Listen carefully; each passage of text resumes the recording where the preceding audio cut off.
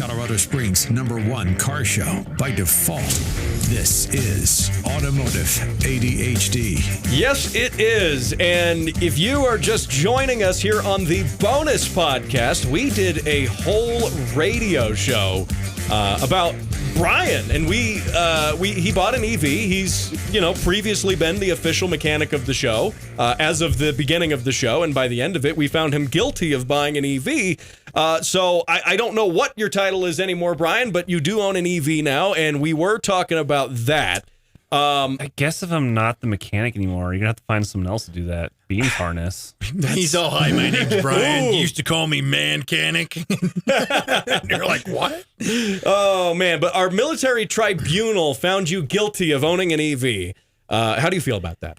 I like to appeal this in a different court with better jury. You don't get appeals. Oh, my God, we're peers. There's no appeals here. This is a jury of peers. You're fine. Relax. Oh, man, I can't say that on this show. I was about to say something. I know you were going to say. It's all right. Now, tell me, what were we even talking about at the end of the show, aside from finding you guilty of crimes against... Sarah and Toon? The rebate part thing, yeah. But yes, we were talking because Matt West is a big fan of Sarah and Toon. You are really correct. wants a chance to go on a date with her. The greatest fan of Sarah and Toon is Matt West. Not Matt East, not Matt South, not Matt North. Matt West is the biggest Sarah and Toon fan I have ever seen. Am I? Well, you know what? Let's have Sarah and Toon on the show. He was showing Brian that the Celica episode. There was a Celica episode? He was telling me he was watching in the shower. Denial. What? All joking aside and all seriousness, to just reel it back in and over, Matt West would love for Sarah and Toon to be on his show with a one-on-one interview. Big fan. People are going to be very confused without any context here. It's fine. Just look it up on the YouTube. Look up Matt West on the internet and look up Sarah and Toon on the internet. You'll figure it out. Anyways, we were talking about EVs. We were talking about rebates. EV rebates. Yeah, and we were talking about that. Now, Brian, you were able to leverage the rebate in a way that was beneficial to you. And it worked. It resulted in you getting an EV that you probably wouldn't have bought otherwise, right? So with the rebates, what do you think in terms of? We were talking about this in terms of technology, and I'm of the opinion that if the technology is good enough, people will want to buy it without the rebate. If it is good enough to substantiate what it is, people will buy it. They will want it because it's just that good. You're shaking your head, but even we know about Nikola Tesla and alternate current.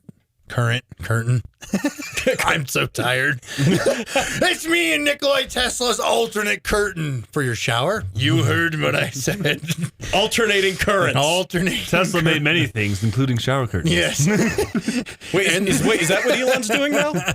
I think he's working on affordable ones. Affordable shower curtains. They're made from microplastics. So, by the way, don't drink them. That means, too. Don't drink the shower curtain. That means as well that no matter what, they're going to cost 4 times as much. So I have a rule of 4s with Tesla. Anything that they say they will do, it's going to cost 4 times as much. It'll cost 4 times as much, and it'll release 4 times later than they said it would. So and that rule has proven to be true. That just makes me think of dealership markups on stuff that you got promised. I was excited for that new Nissan. Dealership markup. I'm like, I don't want the thing now. Yeah, the Nissan Z specifically. Yep, I was excited about that. I was like, hey, it's just affordable. I don't even like Nissans, and I was excited about it. Even if you order online and you're paying a dealership to receive it. Dude, yeah, what's with that? Are dealerships going to be the thing of the past eventually? Well, you're going to be able to buy direct? With Tesla's model, it's sort of direct because Tesla owns all of the dealerships. Is overseas stuff going to be direct because there's going to be tariffs now to import stuff? Is that going to turn direct? Actually, I heard something about Volvo reactivating an old factory since this tariff. Yeah, with China. There's I only heard this by hearsay. I have no other information. Question to you, and you may know the answer, you may not. How much of Volvo's EVs and parts are made in China then, if they're worried about that? All I understand is that we don't actually make the parts in China. It's just they have a factory where they can build cars there, and they only handle the metals. Okay, so it's more of the raw processing stuff. It's not that Volvo's necessarily... They're stamping out car chassis, but they're not I don't know if they're building all the parts. I don't know on that. Volvo one. on Alibaba. That's all. But I'm realistically thinking about. speaking, I mean, I'm sure most of the crap in the cars nowadays is made from China. It's from China. Yes, every time I hear China, that's all I think of. China. I mean, Volkswagen does a couple places do that at their factories. It's called like Buicks right are on Chinese. time parts or something.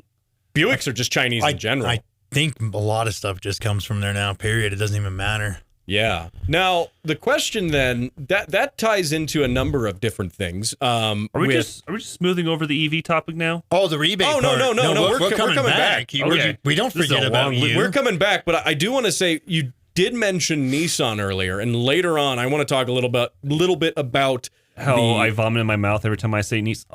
I'm just sorry, I couldn't hear you say it again. Say it again. Niece. Oh yeah, okay. But we'll talk a little bit. Knees on. My knees are on fire. You're like, what? I have a love-hate relationship with Nissans. Mostly, I don't love them and I hate them. So, but That's a strong word. that is. It's mostly because of the VQ series. I literally just fixed a VQ. I just have Gross. I have like post-traumatic stress of working on a VQ, and you know which one. I think you know which one I was talking about. I literally, is it Dan Chan's? Yeah. I literally just fixed a VQ for my friend a while back that he swapped a new motor into and started running like horrible. Okay. And I was like, he's like, dude, I don't know what's wrong with it. I'm like, it sounds like it has a vacuum leak. He's like, I don't know where it would leak vacuum from. I'm like, watch this. So we proceed to pull a vacuum pipe off and take our vapes and take turns of vaping into the intake manifold. I'm old. We just sprayed stuff on it to find out where it is. So are you dizzy yet? This is the millennial version now, I guess, of smoke testing. Because before you could take like we used to use cigarettes in my day. We you could take cigarettes, you could take a cigar, or you'd spray just whatever spray you had. It didn't matter what you had. You spray a cleaner. Or I'm terrified of using brake clean to find vacuum leaks. I think it's the most dangerous. I've seen it too many times catch fire at work. I've used brake clean as starting that, fluid. The noise. I know the noise. Yeah, exactly. That's it. Ah! We literally just had someone do that. Really? Yeah, I set a car on fire. Oh, I thought you were just saying use it as starting fluid. It wasn't an EV of all things. Are you telling me EVs don't catch fire randomly? Just don't hit a freaking guardrail. As long as Tesla's not on the name, it probably won't catch fire. So I was having a debate with a family member actually over the holidays who has EVs, plural. Matt East's family member actually. So, but they sound lovely. Yeah, and do you guys share moms? Gee, I don't know.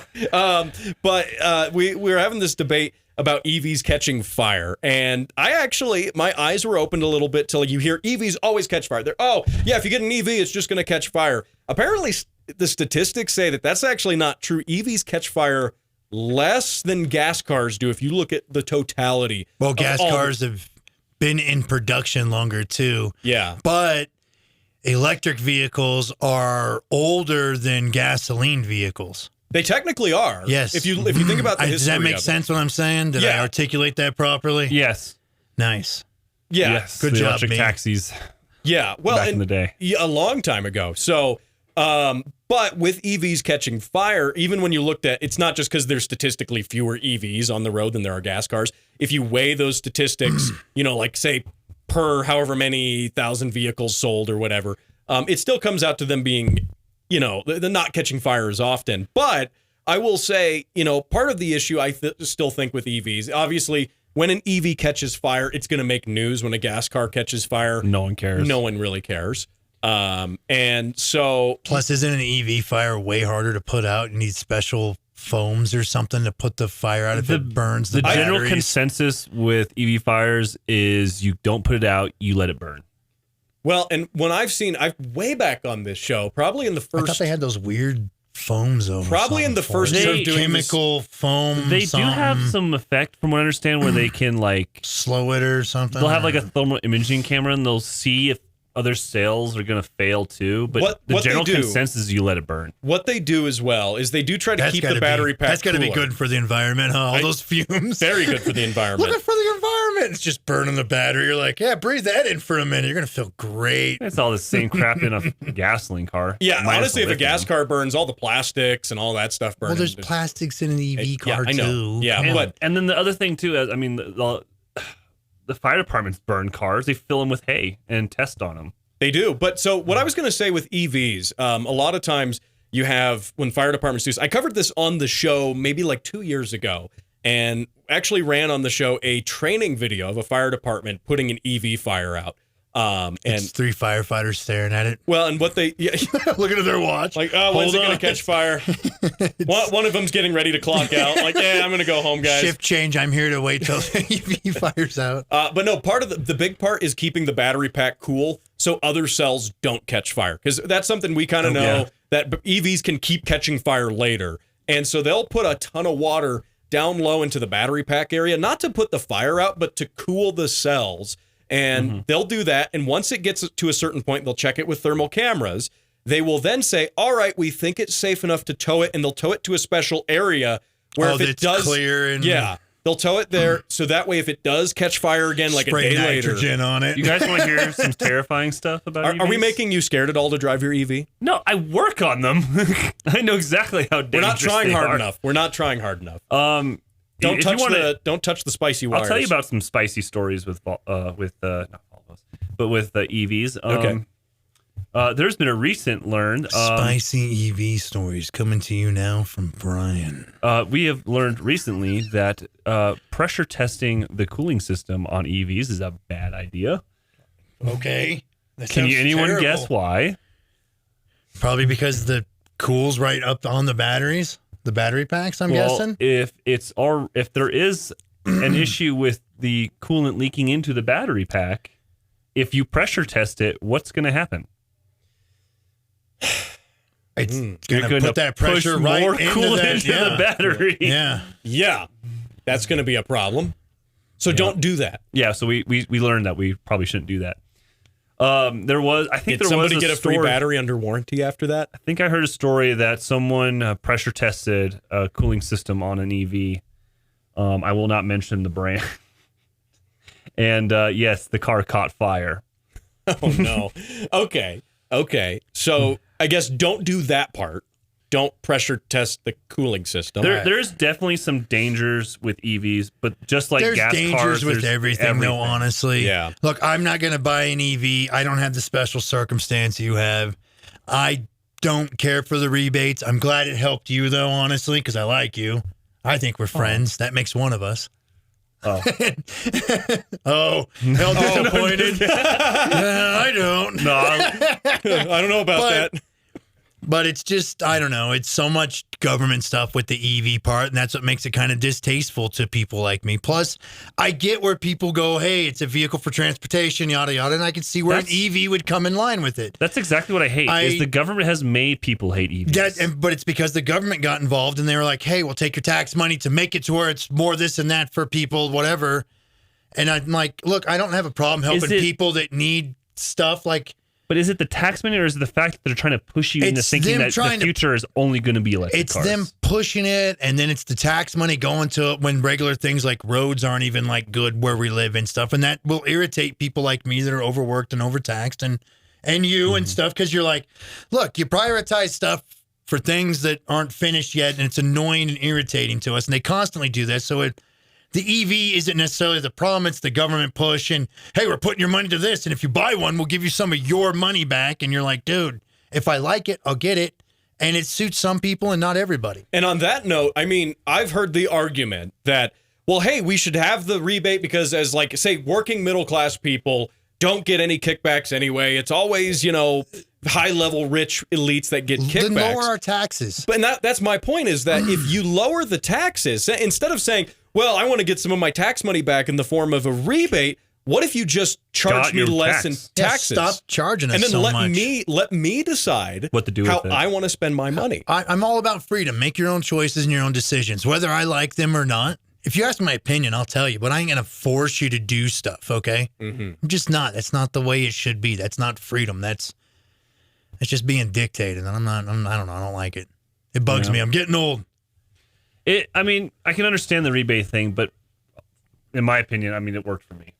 Yeah, and I think I just think I got the rebate. Funny. I love it. I think it's so funny that Matt just made a show complaining about how the rebates are for the rich. And then I'm over here like, hey, guess what I got? I got a rebate on an electric car. I made a whole point about how we should get rid of the rebates and how the incoming administration is getting rid of the rebates. If you got rid of the rebate, then you wouldn't have this show now. No, if he didn't, because I would have bought the car. If he didn't have a rebate, then fine. Okay, the 3-letter agents, the DMV. Oh, you got an electric vehicle? It doesn't cost you any registration. Oh, yeah. That's another There one. are other ways to do it. Why not do it that way? There are other ways to do it. I mean, honestly, in my opinion, I'd be a little more on board with electric vehicles if it was like a retrofit kind of aspect.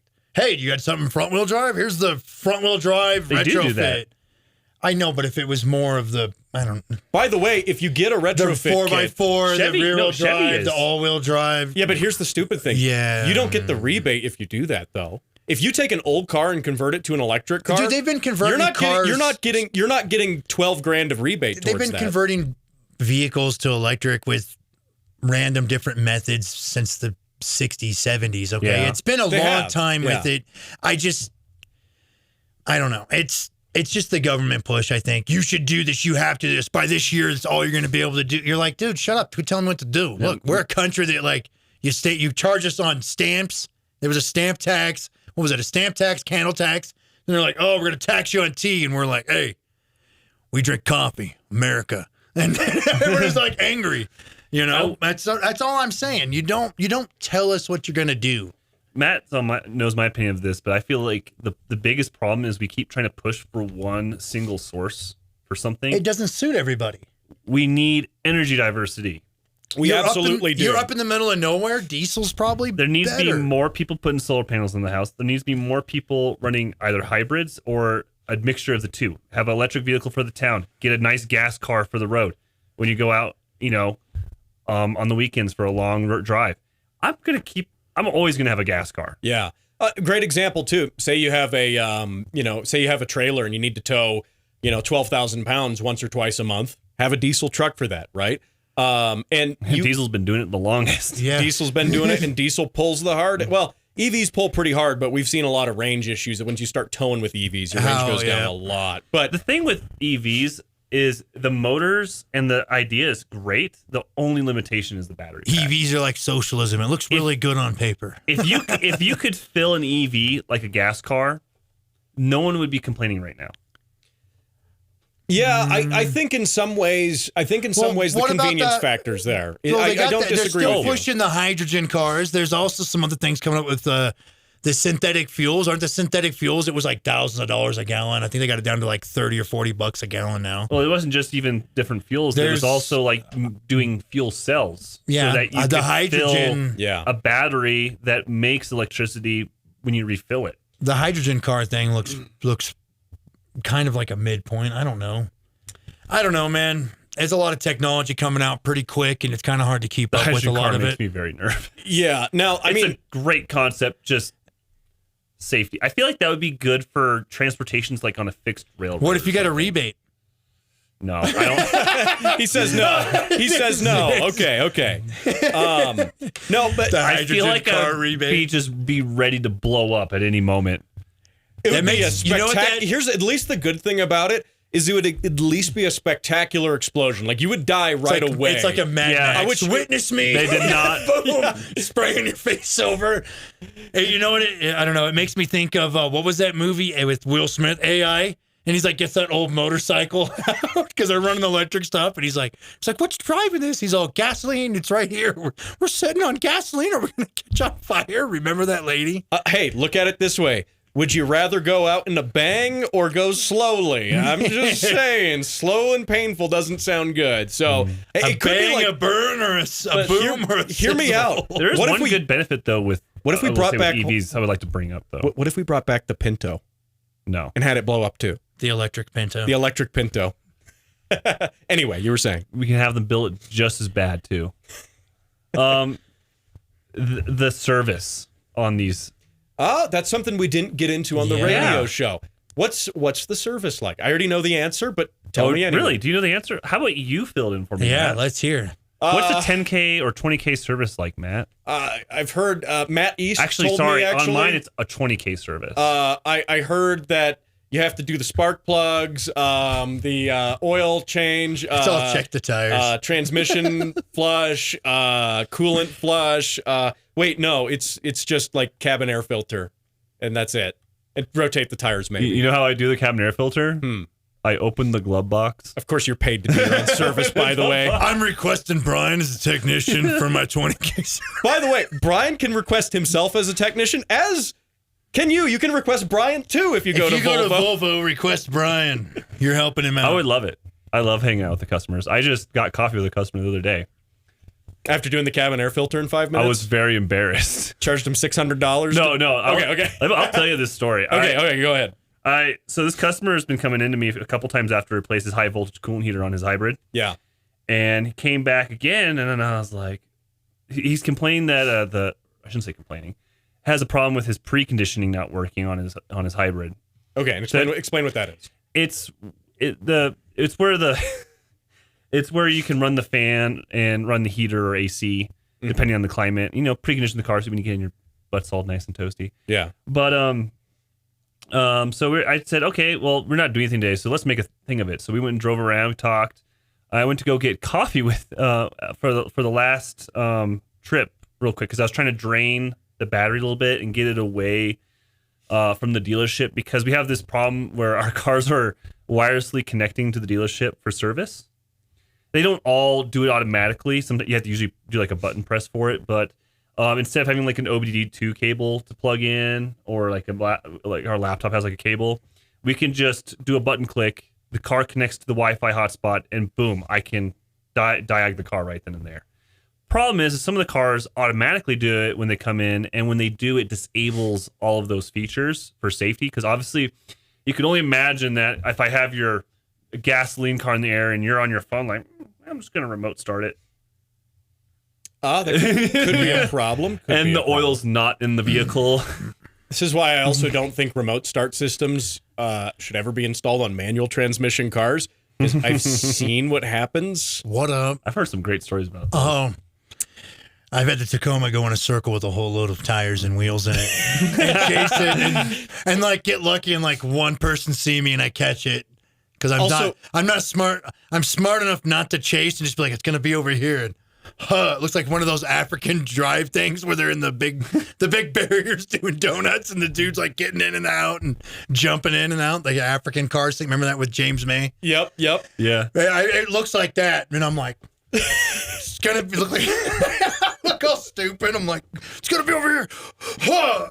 I'm like, good thing I didn't have any of the kids left. Yeah, you see, because I just pushed it. It was in my pocket, and it just pushed in my pocket because I loaded the last couple wheels and stuff in there. There it goes. I'm like, oh crap! Chasing my own truck. Someone told me that they had a remote start in the car. And it kept telling them like it canceled or it didn't start or something. So I kept starting it, turning it up and starting. It turns out it was out in the parking lot. It was parked in front of the building, and it just kept ramming the building and turning off. Oh my god! So yeah, I'm derailing from our story. You were in the middle of explaining something, and I don't even know where we were. But I have to derail this. I have to tell a story. I have to admit to this. We're all telling stories. When I was 16, here it goes. I was working on $800 stroker Jeep, and I had to do a clutch on it. And I went with my uncle, and we went to the Air Force Academy hobby shop. He's former military, and he can get on base, and he works as a contractor on base there. And so they have a hobby shop you can rent. Like you can rent a lift by the hour there, and just do your own. I'm a dumb old cran eater. I'm familiar. Yeah, the same thing. With Marines and stuff. So we went there, and I'm 16. I'm dumb. I'm still dumb now. I'm not 16 anymore. But I take the transmission out, put the clutch in, do all the stuff, put the transmission back in. I put the starter on, and what happened once I put the starter on is I had taken the battery terminal, like that goes down, the cable that goes down there. I had twisted it enough when I torqued it down that it pivoted and then touched the other one, and the Jeep amazingly didn't start right away. There was just enough clearance where I didn't notice a problem. as I'm starting to lower the Jeep down, and this is a 4-post lift, not a 2-post, so all the wheels are on the lift. As it gets down to about 3 feet off the ground, the thing just takes off, the starter motor, and it drives straight off the lift onto a metal table where everyone had all their tools and stuff. Crushes the metal table and pins it into the brick wall. And it stopped when it hit the brick wall. Thankfully, it didn't go through there because the ignition wasn't on. So it was just on the starter motor torque in gear. And it was, I mean, everyone in this shop came running. What the heck did you do? That's the radio safe version of what they said. What did you do? And the Jeep, I'm climbing up on it. I'm trying to get the hood open to disconnect the battery because it's still trying to push through the brick wall. And it smoked the starter ultimately, which was funny because I just bought that starter. So Did you warranty it? I don't feel like answering His that. His starter was defective? I don't feel like answering that. All it did was start stuff. It didn't start. But I was also a broke 16-year-old and I couldn't afford another starter, so that might have happened. So there's my fun story. Could you afford all the tools that you broke? I got let off really easy on that. Who paid for the table and all the damages? The table was able to be, it was like a steel table. It's the taxpayers. It's on a military They straightened out the table, I guess. Like it buckled it a bit, but it was able to be, they just left it. I got off really easy on there. I should have gotten, I don't know, I probably shouldn't have made it out of there alive. But I also probably wasn't allowed to come back. I'll throw that out there. That was the last. I probably wasn't allowed. First and last time that I was at that hobby shop. I bet if I still go there, they'll be like, "Hey, you were that guy." The Jeep has the same paint job, right? It still has the same paint job. Yeah, they probably remember you. There's a picture of the Jeep and you sitting there looking stupid as people 16. not allowed here. It's just you and vehicles and people not allowed. It's just you and the Jeep. Oh, man. By the way, for our listener, the one listener that's still with us, if you've got some cool stories to share, go ahead, put them in the comments on this podcast on YouTube and wherever, on the Facebook page as well. If you can top my dumb actions as a 16-year-old, I would love to share that on the air because I don't think you can. Oh, I can. Uh-huh. Younger than 16, and I can definitely top it. Anyways, continue. Well, Brian, you were saying something before. Oh, yes. I did something embarrassing. Yeah. Yes, at work. Yeah. I took that customer out for those test drives so we could figure out the situation with the preconditioning. Yep. Get away from the dealership, test out his Volvo on call on his phone. And my bright idea was we were gonna go get coffee and then stop there and then wait for the car to sleep and then see if we could get it to precondition.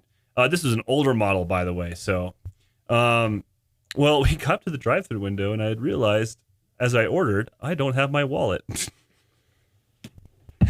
And so I'm like, so classy. I'm sitting there like, do I cancel? And like, I told him I don't have my wallet. I'm sorry. He's like, oh no, I got it. So this customer is willing to pay for my drink, and he won't even get his drink himself. So now I just feel like a jerk because this customer's buying me coffee. He's not even getting one himself.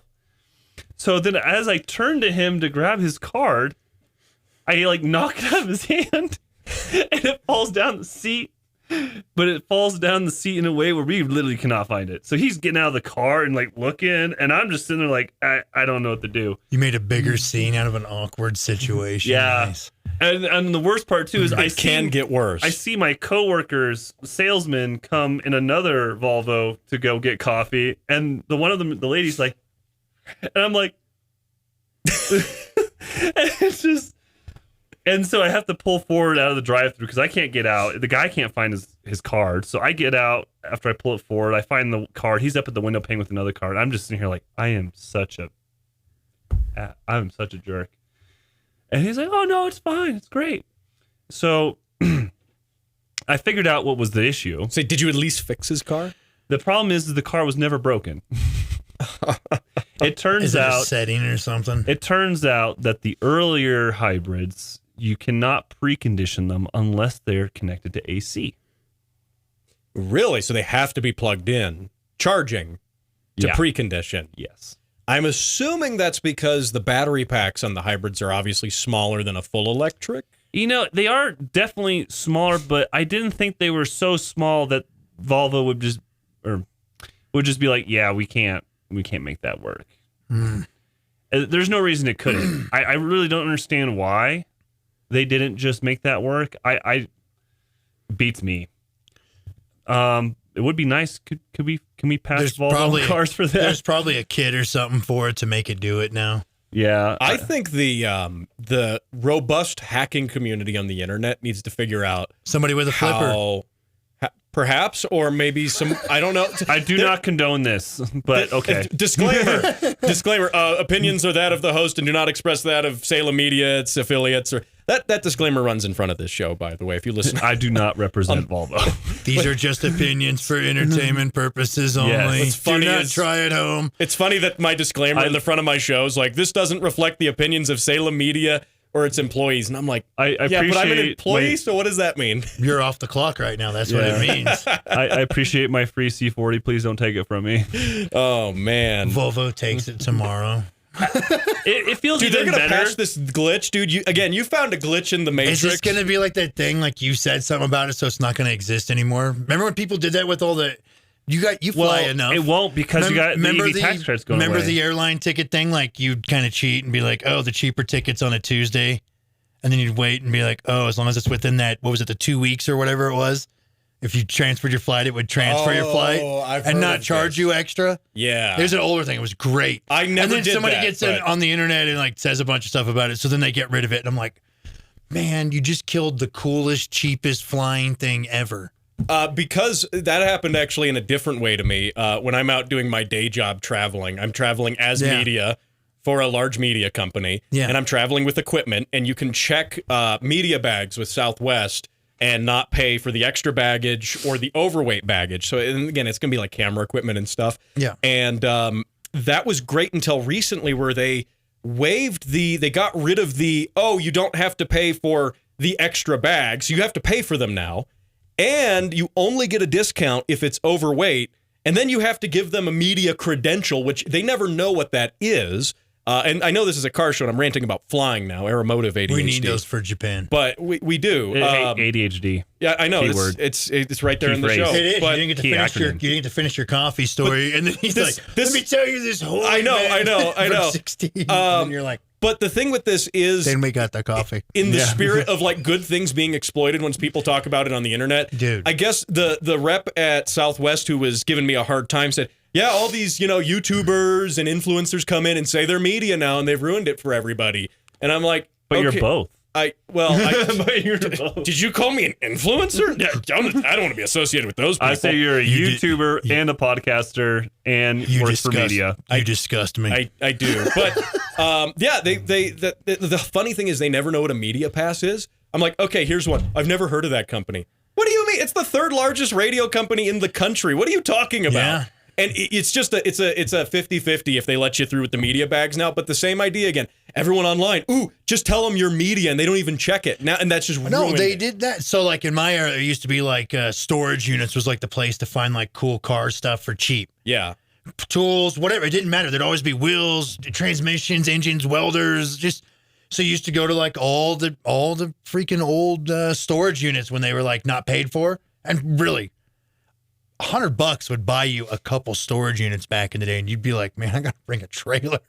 And there's a lot of good stuff, and you'd make your money back.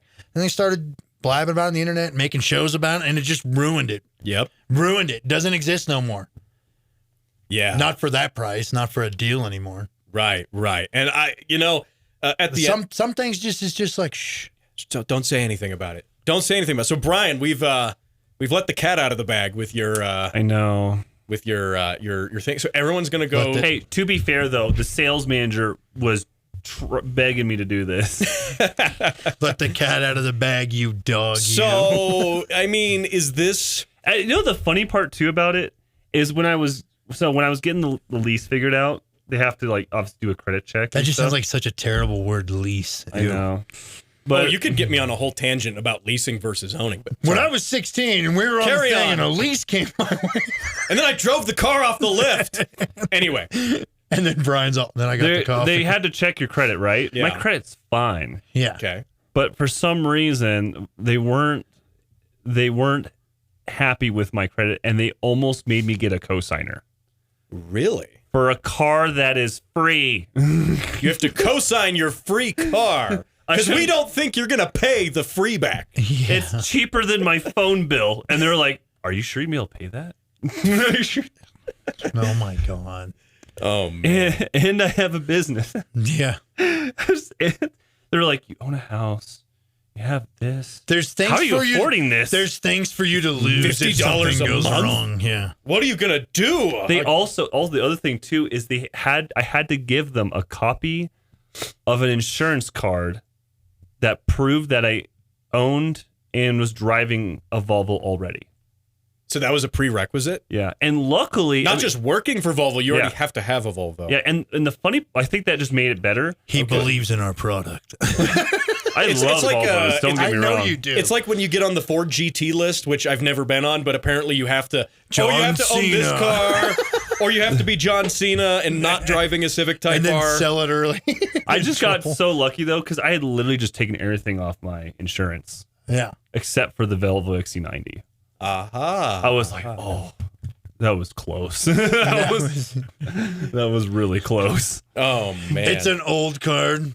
I mean, I have a lot of Volvos still. It's just they're not registered or insured or any of the things they sit around. They got all these engine swaps that I'll never finish, but I'll keep entertaining. Yeah. I was just thinking about one on the way here. I was like, You'll keep them charged. You'll keep them in tuned. Yeah. Oh yeah. Hey, so Brian, do you think you're gonna get your girlfriend on here? Who? Never mind. I don't know what you're talking about. Pretty sure that's a guy, by the way. Anyway. If that's you like girls? What? No. Oh man. So this will Brian, never make them be hired. Nice. So Brian, with this, do you think they're offering leases to Volvo employees because they're not selling enough of them? Do you think this is to bolster their sales numbers? We're definitely having a problem selling new cars, but it's not just Volvo. Really? Isn't there that thing? All right, like, so take this with a grain, but part of that having more EVs in Colorado is like a requisite, it has to be done. It's a contract, has to be fulfilled. That's why, like, what is it? The Nissan, what's that little garbage EV Nissan Leaf? Yeah. Well, are you thinking? And they're like 0 down, 0 whatever, because they have to sell so many. You're a thinking year. Of like the carbon credit system, whatever it is. But the thing of having so many every year sold or per year. I can tell you right now, it's not because it's an EV. It's because it has that Nissan badge. Yeah, no, that's a pile of garbage. But are you guys just the test crowd? They're like, hey, test these out. Here's a hell of a deal. Run with it. I think the funny thing about the EVs is they get so much bad rap. I'm looking up if Carlos Ghosn has been caught yet. But Carry on. They literally come in the least for us. Like every once in a while, I haven't actually seen another C40 in for service for a while. Really? Yeah. And the last one I had, it was because the coolant level was low. You know what I did? Put some more coolant in it? I put some more coolant in it and off it went. Wow. So okay, another question then. How do you think this affects your job as a technician? Oh, I've spoken about this a lot. In terms of and I know you have on the show, but for the sake of the podcast here and for people just joining us on this, what do you think that does in effect to people who have jobs in the automotive trades, for example? It's maybe a little bit long-winded, but my opinion is that we're going to see a huge change in the way that cars are worked on at the dealership. We're already seeing it. I mean, there's so much happening and changing. And in my opinion, I think it's going to be eventually for the better, but right now it's going to feel like the worst.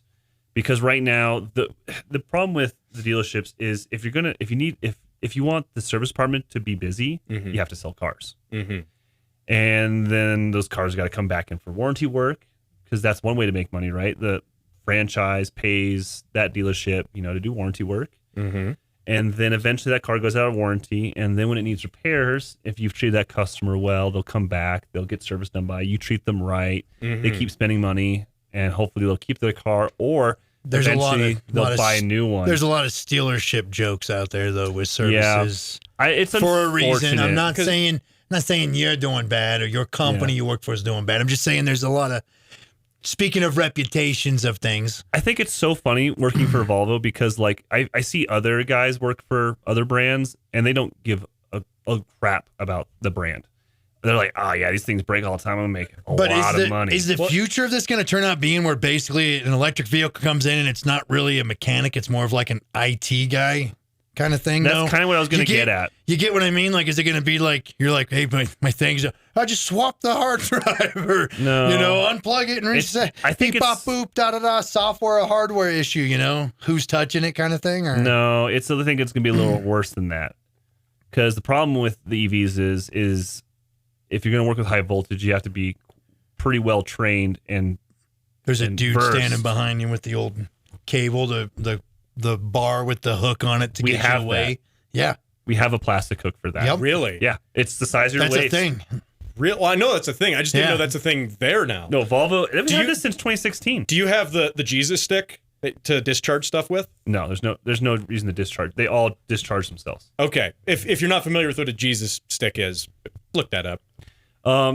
They try to build these cars. At least Volvo's doing. I don't know about the other manufacturers. I think this is pretty much made like in some sort of law where like all the high voltage cables have to be orange. Right. They're labeled and they're not labeled, markered, they're colored. They're color marked. And no doubt, first responders are trained extensively on. Hey, this one means this. This one means that. So yeah, it changes a whole bunch of stuff, huh? Yeah, but it's actually not that bad because all the cabling like that's high voltage is in the center of the car. There's no reason to be cutting through the center of the car. Mm-hmm. There's nothing in the A pillars, nothing in the B pillars, C, D pillars, nothing like that. No jaws of life need to be going through there. Yeah, exactly. And there's a lot of like, triple check safety systems. So like, first the high voltage battery.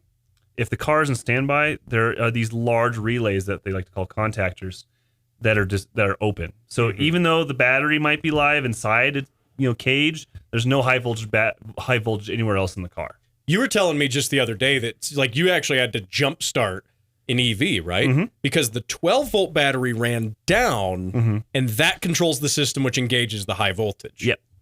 Interesting. I bet the owner who had that car. Oh, it was a brand new car. It was a brand new. It got left on the lot too long. Gotcha. I was gonna say if someone owned that, they would be like, "Wait, my EV needs to be jump started." This sounded like a way more jagged up situation than what it was. No. Actually, I see what he did there. Yeah, the only reason I brought it up is because I got to use my EV and go next door in my nice warm car. Don't worry, I have one too. Hold on. Oh, yeah? It's like the phones with the tap thing. He's like, just let our bumpers touch. NFC, bro. Start right up. Let me see your NFC. I don't know what's happening here. I'm going to airdrop you some electricity. If we ever make an EV commercial, we just got to do one with like Frankenstein style with the levers and all the stuff. And it's alive. And the car comes down. I just think the crazy part is the DC fast charging. Nobody talks about how crazy it is. Yeah. How that DC fast charging works. Well, yeah, DC's like super powerful at short distances, so it's got to be pretty quick. Well, no, it's not that it's just super powerful. It's just the fact that the reason they do DC fast charging is it's not because DC's better. It's because the battery pack's DC. Oh, okay. Well, yeah. All right, so that makes sense. You can't really feed it. Sorry, I'm not the EV specialist.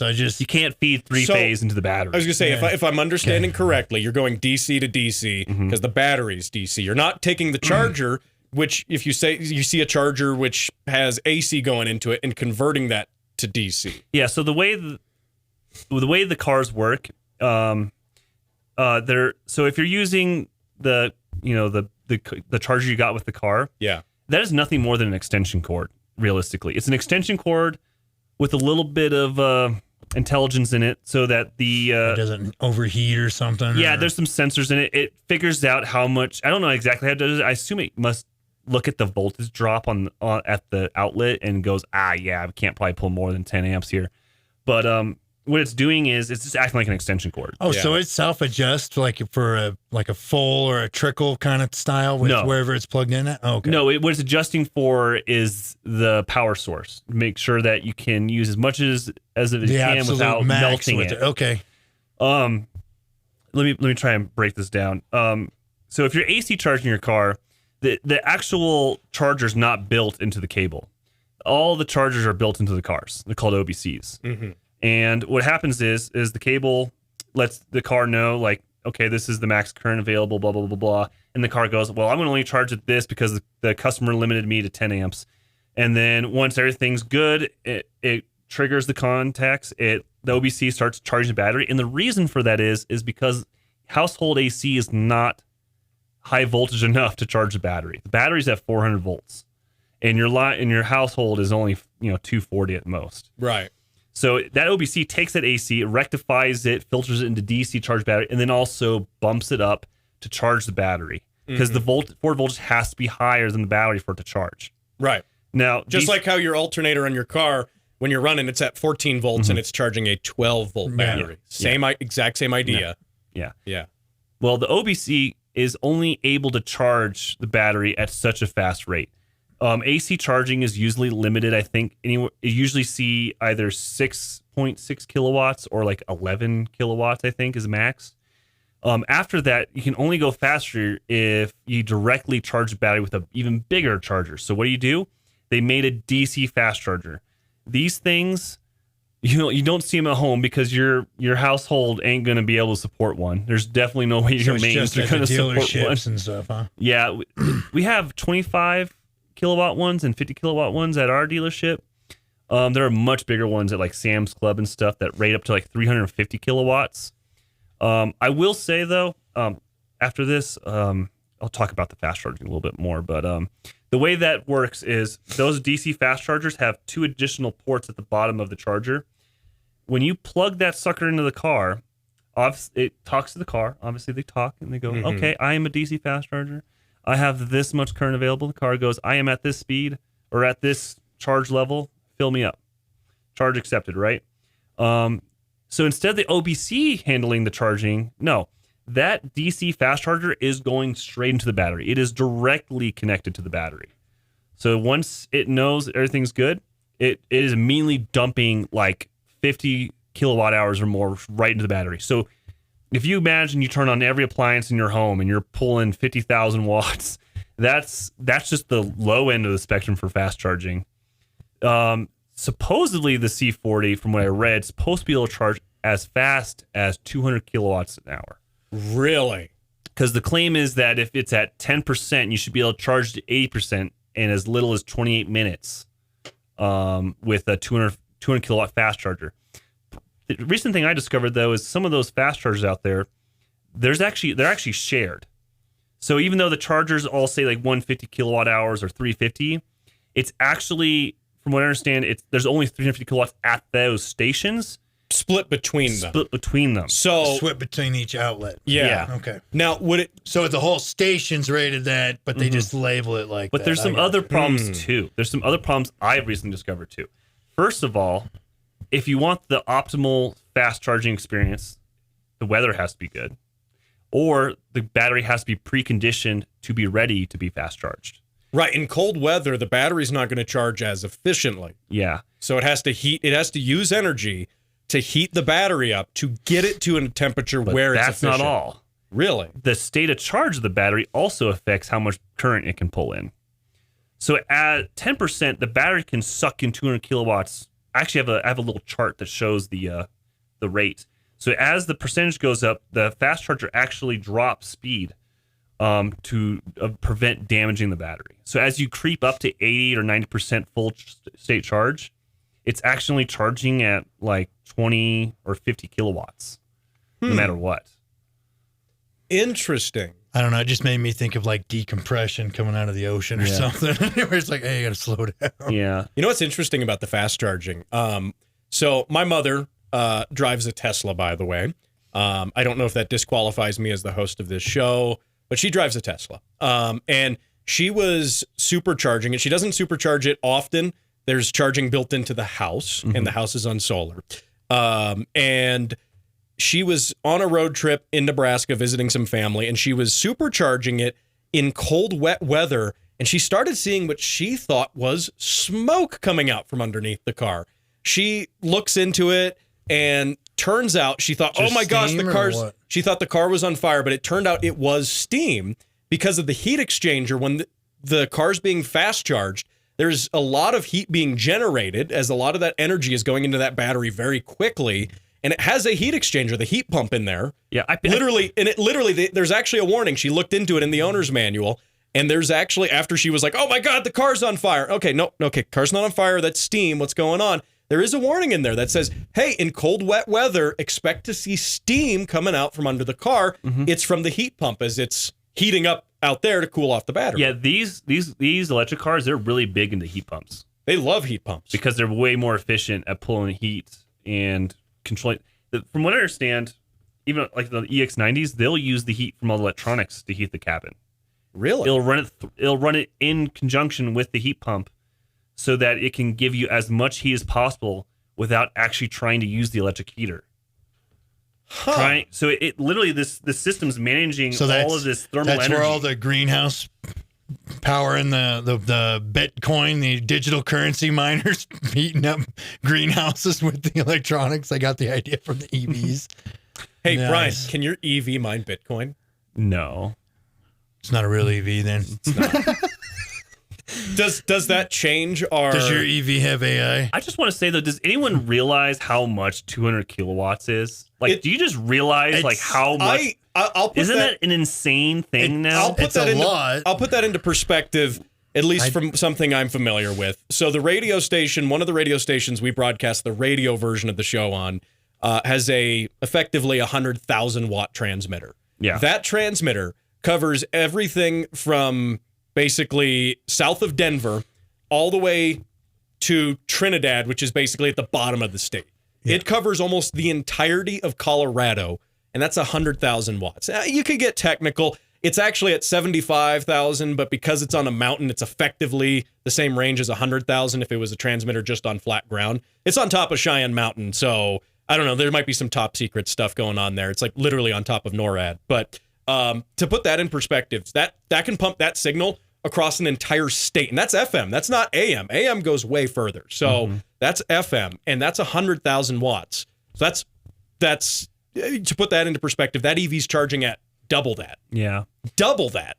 And if you convert that for like a gasoline car, you turn like horsepower into kilowatt hour or kilowatts. It's a lot too. And I just think it's so funny. I think people just take that for granted, just how much energy cars produce. That's a good point. When you do think about it, like when you look at kilowatts as a unit of measurement, which can be used to measure, gas car output too. The Australians are great for this. They measure even their gas cars on the dyno in kilowatts. Yeah. And so that I'm sure the EV... the most Mad Max thing we've said so far today. I love that they measure everything measured in kilowatts. It's pretty cool. It probably makes it easy if you're comparing EVs to gas cars at that point, because you're measuring kilowatts to kilowatts, not apples to apples. Yeah. Yeah. And horsepower, this would be a topic for another show, but I mean, horsepower is such a convoluted measurement when you actually think about it. And the origins of it, it's like how far a horse can pull a block up a thing at a certain rate. Yeah, but then they go measure out horses, and they're like, this actual horse has 8 horsepower to it. Yeah, and you're really? Like, wait a minute. Well, it's like understanding actually the standard system is actually leftover English stuff from colonization. I will never be convinced that communist units are better than American freedom units. I'm sorry. Yeah, if you know the origination of them, you get grumpy about it. Well, Brian, do you think we have? Do you think that you have adequately atoned for buying an EV on this show? I don't care. I'm guilty, but I love it. Nah, he got a deal on it. Look, he's basically driving around for free. So so he gets a +1 because he's driving it around for free. And he's a Volvo. He's a Volvo hooker. He loves them. He'll do anything for a Volvo. Yep, and like so a Klondike bar. That's 2 points. That's 2 points. You know, be like, hey guys, you want to go drive my C40 after this? That's 2 points in the column for you. I think Volvo got it great. Brian's an all right guy, so that's another point. So he gets another point, so that's four in his favor, correct? 3, I think 3 if we're counting. We'll call it 4. We'll call it 4. We both like him. But here's the thing: so you lose 2 points for it being an EV. Even right now, I'm heating up my car so I can get away from you guys right after this. And also, so you lose 2 points because it's an EV, just out of principle, and then you lose another 2 points because it's not a Toyota. So you're actually back at 0. So you're back where we started. But I started with 10,000 points. That's like Matt East math right there.